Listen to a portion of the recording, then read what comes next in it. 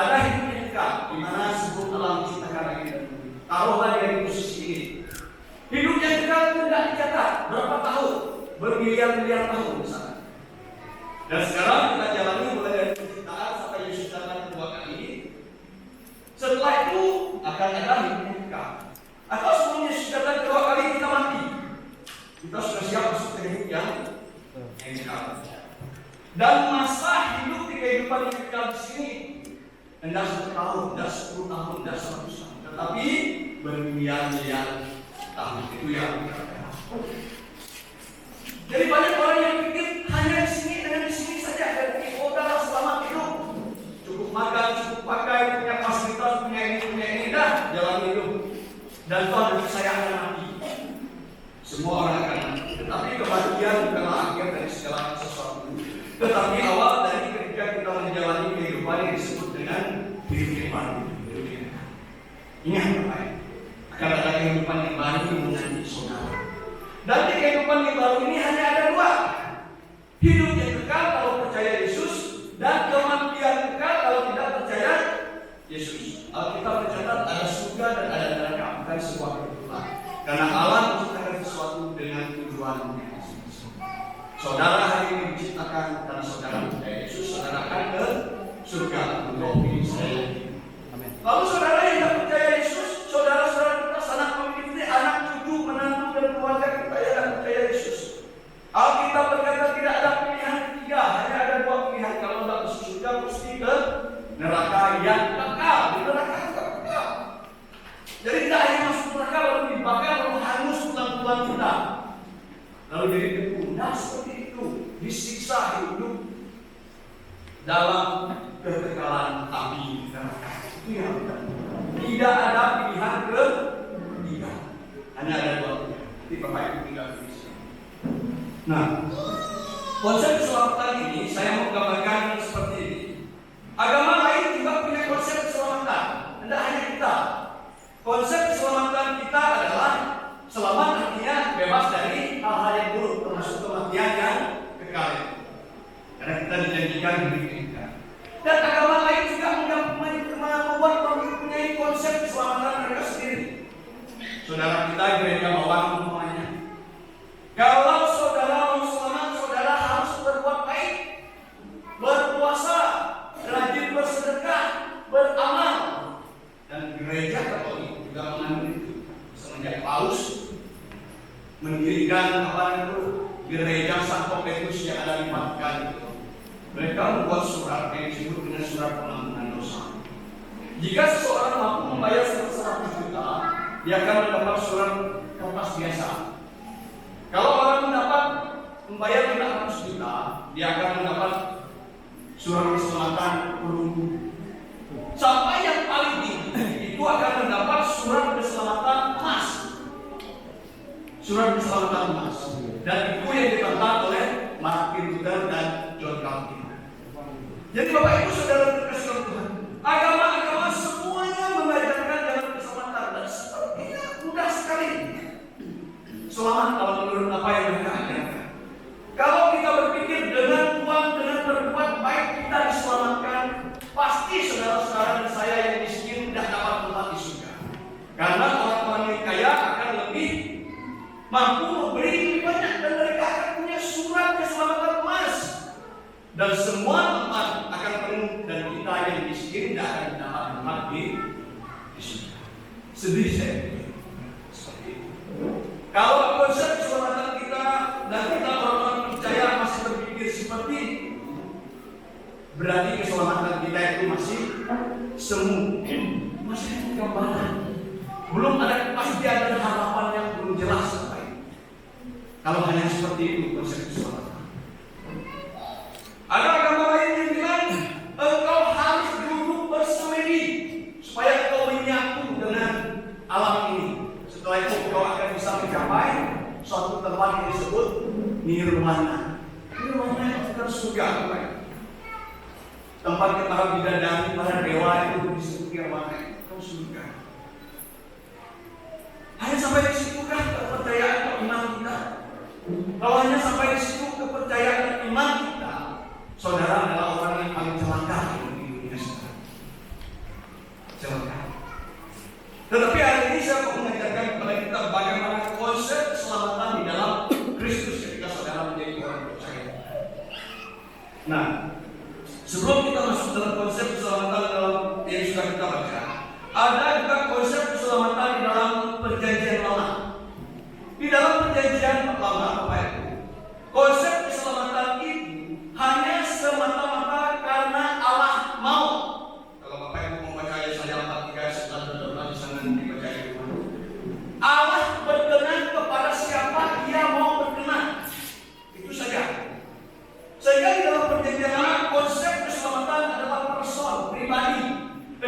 semua.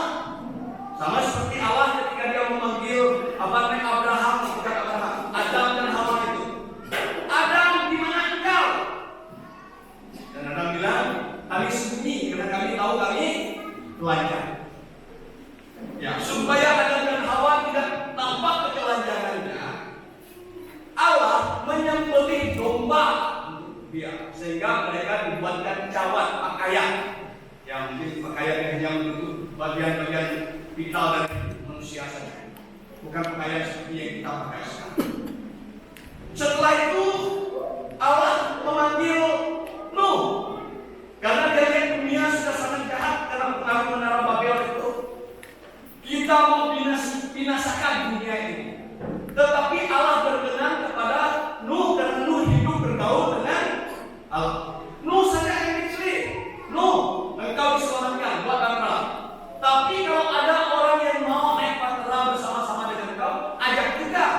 Nah, kira-kira seperti itu konsep keselamatan di dalam perjanjian lama.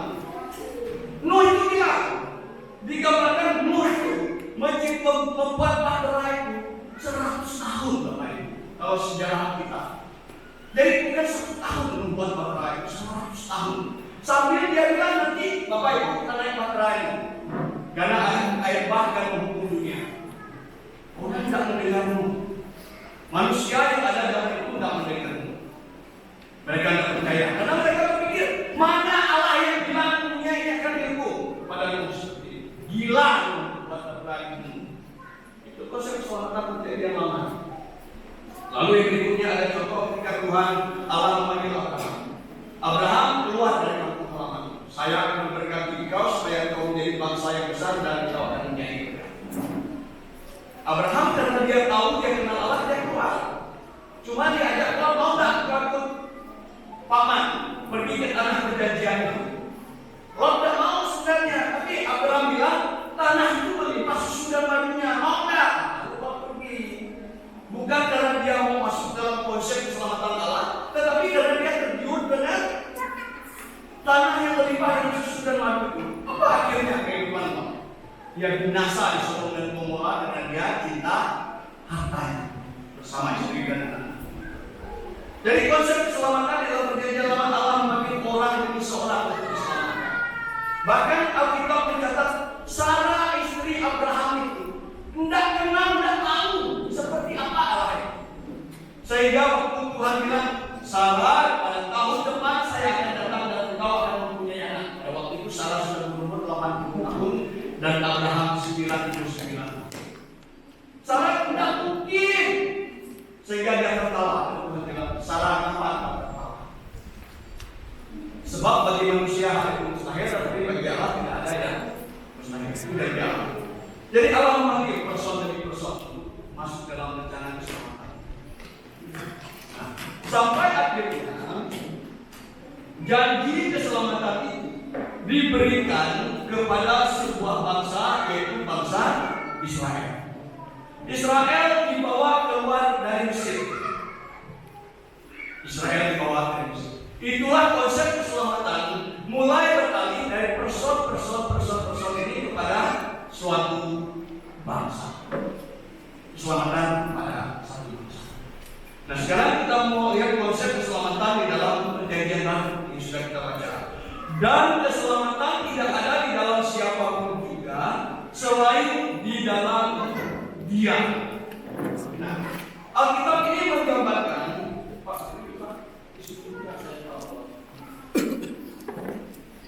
nah, di dalam ayat yang sudah kita baca ini, konsep yang sudah kita pahami adalah bahwa kata Dia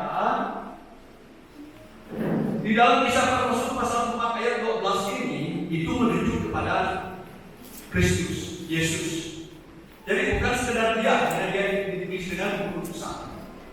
Lalu konsep keselamatan yang begini, keselamatan di dalam perjanjian baru ditentukan melalui rahmat. Itu yang pertama, ada rahmat. Nah, sehingga saudara kita bilang rahmatan al-amin. Jadi sebenarnya keselamatan berrahmat, keselamatan itu adalah Allah siapkan untuk semua manusia, tidak peduli suku, agama, golongan, dan ras.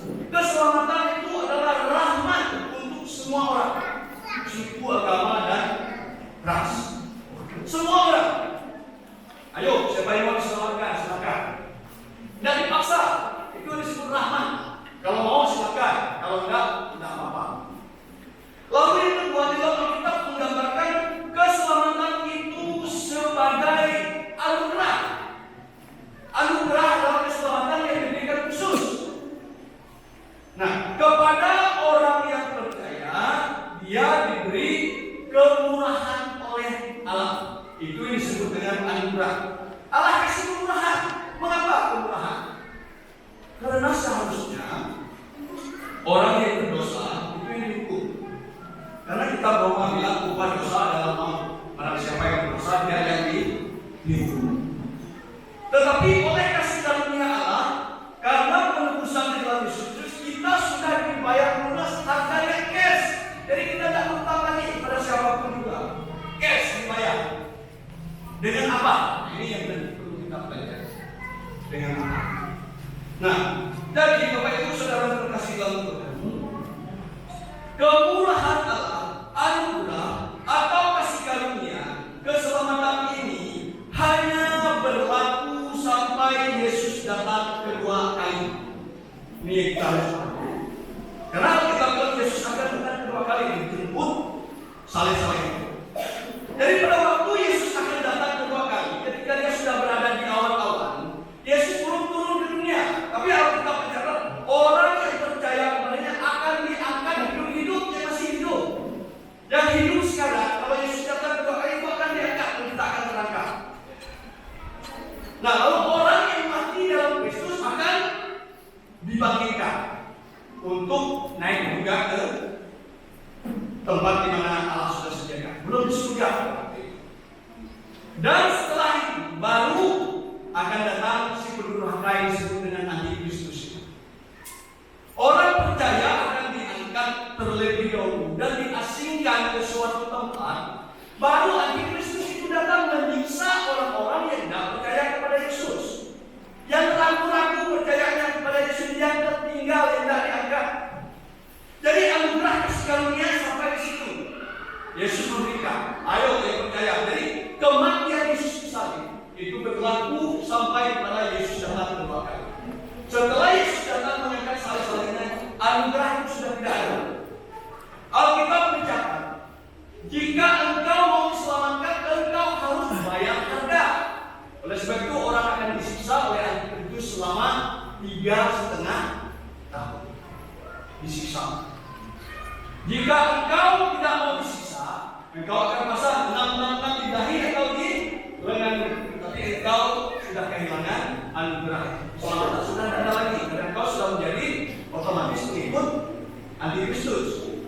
Tapi jika engkau bertahan dalam masa aniaya Antikristus selama 3,5 tahun, baru engkau akan mengikuti saudara-saudaramu yang diangkat itu tadi. Karena nantinya Yesus dengan para tentaranya, orang-orang yang diselamatkan, akan turun ke dunia kembali untuk berperang melawan Antikristus. Jadi intinya Bapak Ibu harus paham, keselamatan anugerah yang diberikan melalui darah Yesus ketika dia mati di salib hanya sampai pada Yesus datang kedua kali. Setelah itu Antikristus saudara membayar harga. Dan siksaan zaman Antikristus, Alkitab menggambarkan dengan beberapa seperti sengatan karat. Engkau akan disiksa selama 3,5 tahun untuk mempertahankan iman kepada Kristus. Sampai engkau ikut Antikristus atau ikut keselamatan di dalam Yesus. Ini konsep yang harus Bapak Ibu pahami sebagai orang percaya. Jadi anugerah kasih karunia itu tidak akan berlaku selama-lamanya. Oleh sebab itu jangan selalu bilang masih ada waktu